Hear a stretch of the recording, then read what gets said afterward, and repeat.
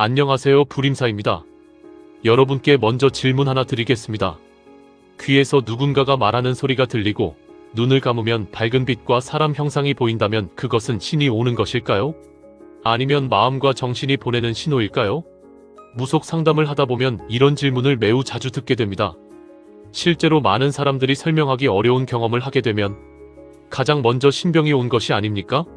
라고 묻습니다. 그리고 많은 경우 무속인에게 가면 신제자 사주인이 신을 받아야 한다는 말을 듣기도 합니다. 그러나 모든 현상을 신병으로 해석하는 것은 매우 위험합니다. 오늘 이야기할 실제 상담 사례는 바로 신병인가, 정신문제인가라는 질문의 대표적인 사례입니다. 그리고 저는 이 상담에서 분명한 결론을 내렸습니다.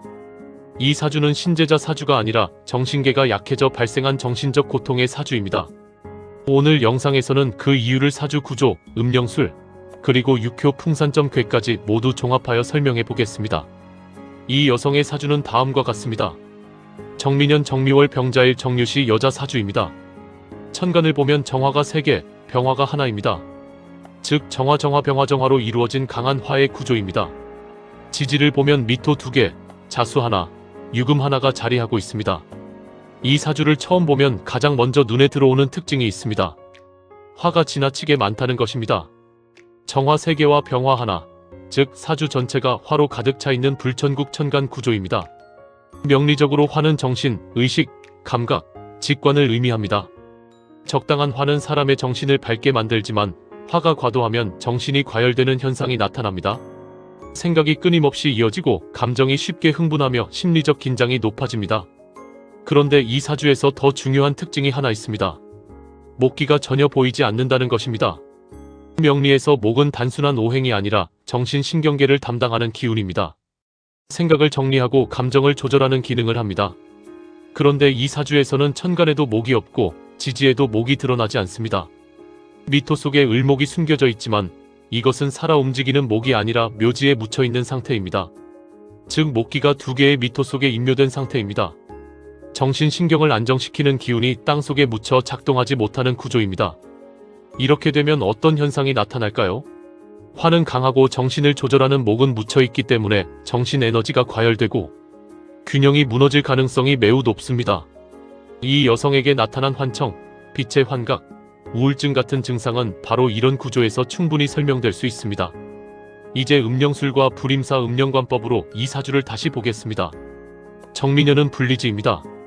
불리지는 말 그대로 인연이 갈라지고 관계가 끊어지는 자리입니다. 음령적으로 보면 화기령과 신줄혼재령이 작동하는 자리입니다. 정미월 역시 불리지입니다. 같은 간지가 반복되는 정미 쌍진살 구조입니다. 쌍진살은 같은 기운이 2번 반복되면서 그 작용이 더욱 강해지는 현상입니다. 불리지의 기운이 2번 반복되면 어떤 일이 나타날까요? 관계의 단절이 반복됩니다. 실제로 이 여성은 남편과 이혼했고 자식과도 멀어졌습니다. 사주 구조와 현실의 삶이 그대로 연결되어 있습니다. 이제 일주를 보겠습니다. 병자일은 음령관법으로 상문지입니다. 상문지는 음령술에서 자살령이나 상문 기운이 작동하기 쉬운 자리입니다. 마음이 어두워지고 우울감이 깊어지는 구조가 나타날 수 있습니다. 여기에 자수는 물의 기운입니다. 원래 물은 의식과 사고 능력을 의미하고 동시에 병화에게는 정관성, 즉 남편을 의미합니다. 그러나 이 사주에서는 상황이 다릅니다. 사주 전체가 불천국 구조이기 때문에 자수의 물 기운이 강한 화에 의해 증발되는 상태입니다. 즉 일지 자수가 불천지에 의해 증발된 상태입니다. 이것은 남편 인연의 약화를 의미하기도 합니다. 실제로 이 여성은 이혼 상태입니다. 이제 시주를 보겠습니다. 정유시는 음령관법으로 병액지입니다. 병액지는 이름 그대로 병과 애군이 들어오기 쉬운 자리입니다. 음령적으로 보면 단절령과 도화령이 작동하는 구조입니다. 병액지의 특징은 육체적 질병뿐 아니라 정신적 질환이 나타나기도 쉽다는 것입니다. 이 사주에는 또 하나 매우 강한 구조가 있습니다. 바로 잠이 원진입니다. 자수와 미토는 서로 원진 관계입니다. 그런데 이 사주에서는 미토가 2개이기 때문에 잠이 원진이 2번 작동합니다. 원진은 감정의 꼬임, 인간관계의 불화, 심리적 고립을 의미합니다. 또한 일지 자수와 시지 유금 사이에는 자유귀문 작용이 있습니다.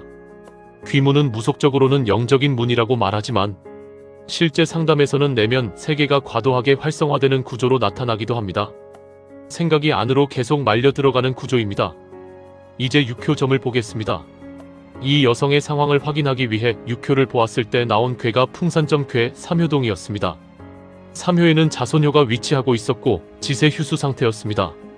자손효는 마음과 정신, 후손의 기운을 의미합니다. 휴수라는 것은 기운이 약해져 있다는 뜻입니다. 즉 마음의 안정과 정신력이 약한 상태입니다. 그런데 자손효가 움직이면서 변효가 관효로 변했고 이 관효는 왕한 상태였습니다. 육효에서 관효가 강하면 압박, 스트레스, 정신적 부담이 강해지는 것을 의미합니다. 또 하나 중요한 점이 있습니다. 이효에는 부모효가 있었는데 공망 상태였습니다. 부모효는 조상과 가문의 기운을 상징합니다. 공망은 그 기운이 비어있거나 제대로 작동하지 않는 상태입니다. 즉 조상 보호력이 약한 구조입니다. 하지만 이것이 신제자 사주라는 뜻은 절대 아닙니다. 조상 보호가 약할 뿐이지 조상이 무당을 시킨다는 의미는 아닙니다. 이제 모든 구조를 종합해 보겠습니다. 이 사주는 불천국 천간, 목기 부재, 목기 미토 인묘, 정미 쌍진살, 자미 원진 2개, 자유 귀문, 병액지 작용, 이 모든 구조가 동시에 나타나 있습니다. 이 구조는 무엇을 의미할까요? 정신 에너지가 과열되고 신경계가 약해질 가능성이 매우 높은 사주입니다. 여기에 실제 삶에서 이혼과 가족 단절이 겹치면서 심리적 충격이 커졌고 그 결과 우울증, 환청, 환각 같은 증상이 나타난 것으로 보입니다. 그래서 저는 이 여성에게 분명하게 말했습니다. 이 사주는 신제자 사주가 아닙니다. 신병이 아니라 정신신경계가 약해져 나타난 정신적 고통의 상태라고 판단했습니다. 그리고 무엇보다 중요한 것은 이것입니다. 이런 증상을 보이는 사람에게 신을 받아야 한다라고 말하는 것은 매우 위험합니다. 필요한 것은 굿이 아니라 치료와 안정, 그리고 마음의 회복입니다. 사주를 보는 이유는 사람을 신의 길로 몰아넣기 위해서가 아니라 삶을 더 건강하게 만들기 위해서입니다. 사주는 방향을 보여주는 지도일 뿐입니다. 그 지도를 어떻게 해석하느냐에 따라 사람의 인생은 전혀 다른 방향으로 갈 수 있습니다. 오늘 이야기한 사례는 무속 상담에서 매우 중요한 교훈을 줍니다. 모든 환청과 환각이 신병은 아닙니다. 그리고 진짜 무속인은 그것을 분별할 줄 알아야 합니다. 앞으로도 실제 상담 사례를 통해 사주, 음령술, 그리고 육효의 흐름을 함께 풀어보겠습니다. 이 영상이 도움이 되셨다면 구독과 좋아요로 함께 해주시기 바랍니다.